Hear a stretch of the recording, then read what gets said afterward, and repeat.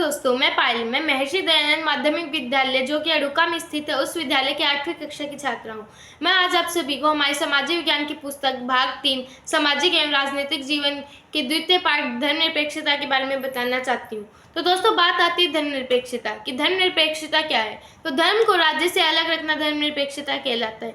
इस पाठ में राज्य का अर्थ सरकार से लिया गया है कि हमारी सरकार को हमारी जाति धर्म से अलग रखना धर्मनिरपेक्षता कहलाता है, ताकि हमारी सरकार किसी भी धर्म का सहयोग न कर सके और न ही किसी धर्म को दबा सके।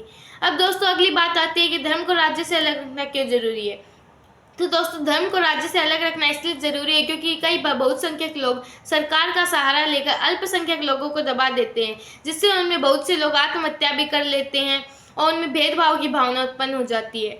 दोस्तों, भेदभाव, मैं आपको भेदभाव के बारे में बताना चाहती हूँ कि भेदभाव के बहुत से उदाहरण आपको हमारे इतिहास में देखने को मिल जाएंगे और हमारे वर्तमान में देखने को भी मिल जाएंगे।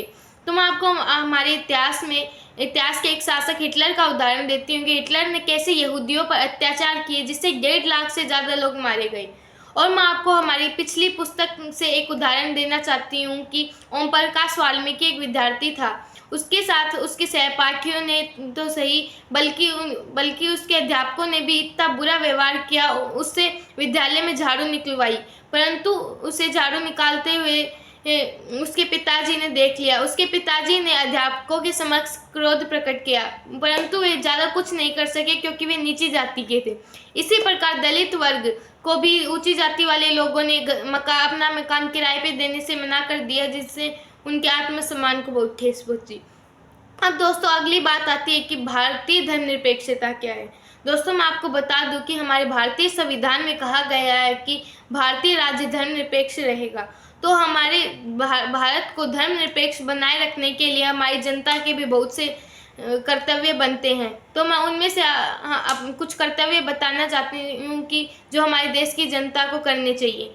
कि हमारे देश की जनता को किसी भी धर्म के लोगों को नहीं दबाना चाहिए, छुआछूत की प्रथा पर रोक लगा देनी चाहिए और एक सरकार को किसी भी धर्म का सहयोग नहीं करना चाहिए और न ही किसी भी धर्म को दबाना चाहिए। अब दोस्तों, मैं आपको एक अंतिम बात बताना चाहती हूँ कि हस्तक्षेप क्या है। हस्तक्षेप, तो दोस्तों, कि हमारे संविधान में यह है कि धर्म या फिर जाति के किसी भी मामलों में कि हमारी सरकार कोई भी दखल नहीं देगी, परंतु कई बार हमारी सरकार को इन मामलों में दखल अंदाजी करनी पड़ती है ताकि ये मामले ज़्यादा न बढ़ सके।